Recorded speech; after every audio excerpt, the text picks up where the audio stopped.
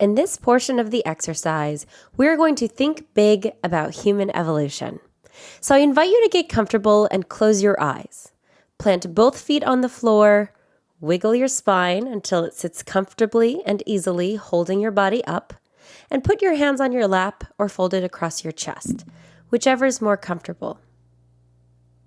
Now let's welcome in our senses. Take a moment to feel your skin touching your clothes.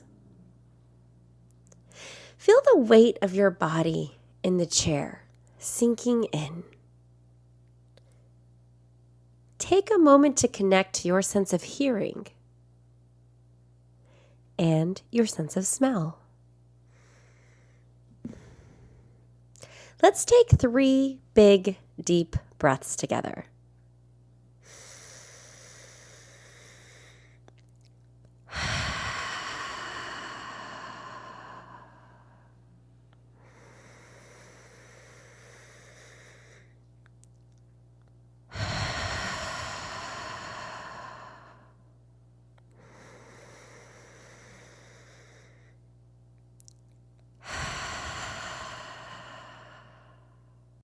We're going to start by thinking about life as prehistoric humans.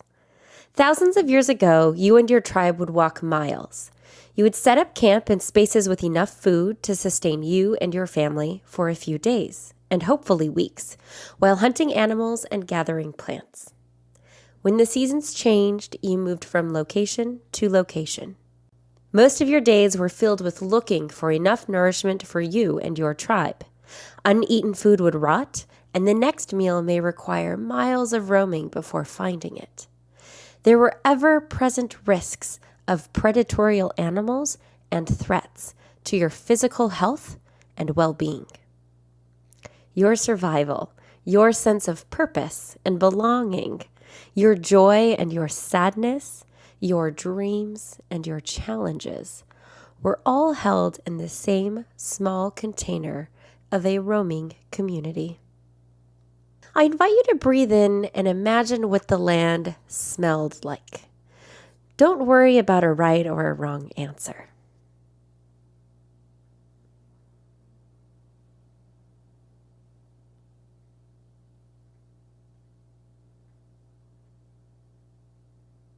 What did you think about during the day as a prehistoric human?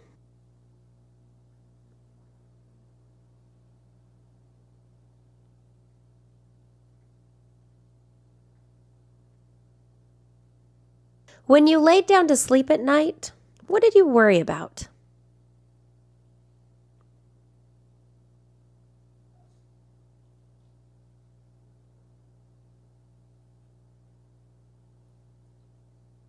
What specific things brought you joy in your life?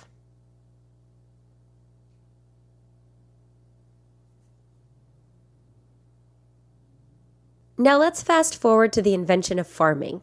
Your tribe has, over many generations, slowly discovered and mastered the art of breaking the soil with plow, planting and collecting seeds, caring for the plants and animals that in turn nourish your community.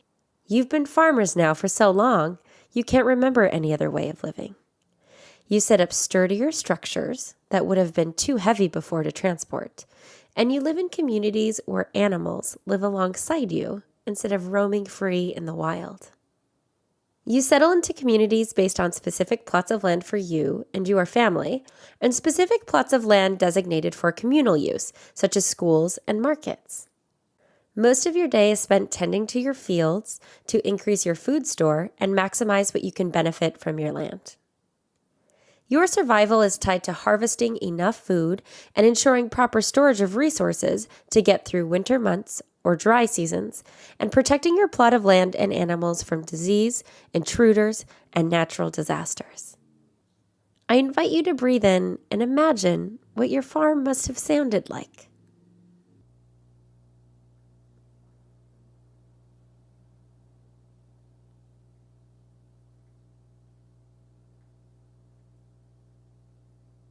What did you think about during the day?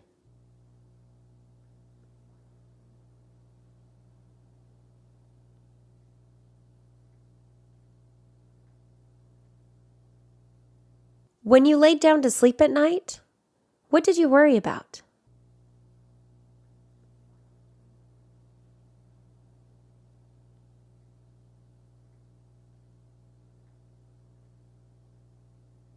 Let's fast forward next to the Industrial Revolution and keep going until we hit modern day.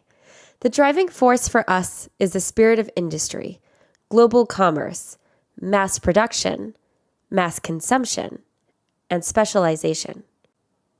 We've grown into a time of exuberance, awe, and we see limitless technological potential for humankind. We can fly from one side of the earth to the other in hours. And almost everyone, including those of us in developing countries, have mini supercomputers in our pockets, which give us instant access to the vast amount of collective human knowledge. And even more powerfully, a space to connect with just about anyone for just about anything, whenever we may need or want it. It's truly a time of innovation and abundance, not only with information, but also with fulfilling our basic human needs. We have grocery stores filled with food. In fact, so much food that 30% of it is thrown out every single year. We have tons of buildings and space, and the knowledge of how to build more buildings and space capable of withholding earthquakes, floods, and hurricanes. We have more food, shelter, money, and resources than ever before in human history. But we still haven't figured it all out yet, because some people still go to bed hungry. Some still can't find a safe, warm place to sleep at night. Many can't find jobs that ensure they can afford to cover their basic needs. And for many of us who do have jobs, we still find ourselves worried about paychecks and whether or not our communities would be able to support us if something bad were to happen to us. Subsequently, we are very driven by this idea of earning a living. Let's pause and think about our lives today. What's the most exciting part of your life?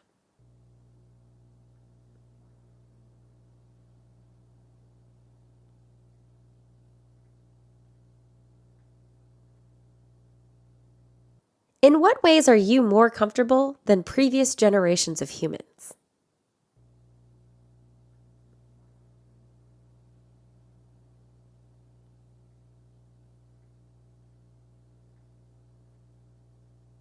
In what ways is your life more difficult than previous generations of humans?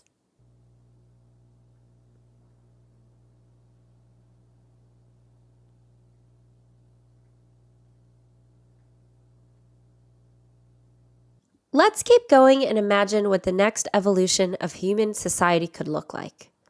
Let's assume we maintain our current technological trajectory and we've automated all of the repetitive and not so repetitive cogs in the industrial machine. Most work historically done by humans to earn a living is now done by machines, computers, and software. From growing our crops to building our buildings, driving our cars and our trucks, and even writing our news stories.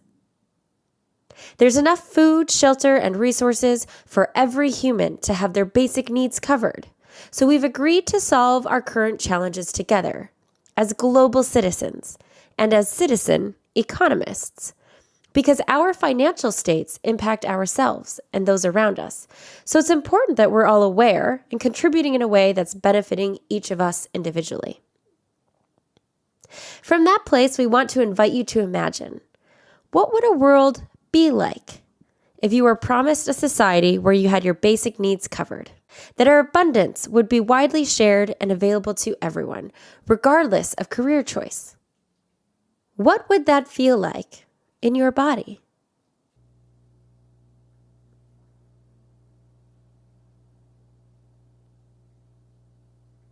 What would you look forward to doing?